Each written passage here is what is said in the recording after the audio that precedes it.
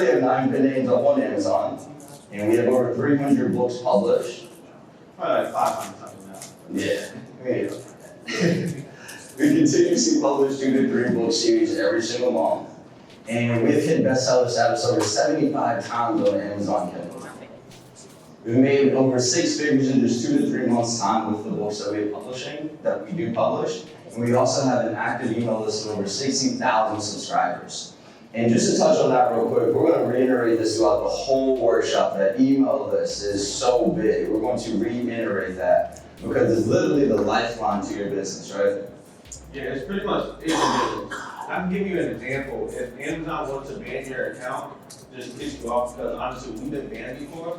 So we like trying out a bunch of stuff, and I guess they didn't like that because we found a way to make like a lot of money. And then they banned our account, but we had an email list. So what we could do is just make another account and then just shout out this new pen name we created, and boom, we're right back to 6 figures just like we left off. And you can only do that if you have an email list. Now, if you didn't have that, you have to start from scratch all over again. And you don't want to do that. No, it's literally a publishing environment, so you would say not to have that. Don't commit to that.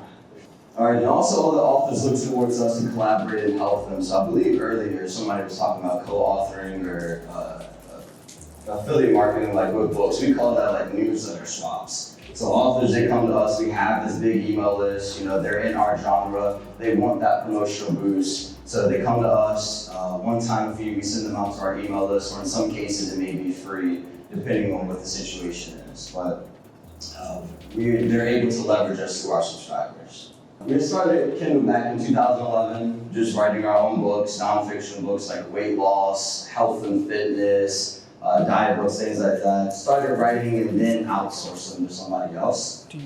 Went through a lot of trial and errors, lost lots of money and time, investing our time into this business. Didn't really have any direction. We were jumping a bunch of different markets, just testing, playing around with it, and we weren't really consistent with this. Now, we did commit that crime. We didn't have an email list. We didn't have an email list at that time. So it was pretty much a dead business at that point. We were dependent on Amazon sales or for them to market our books.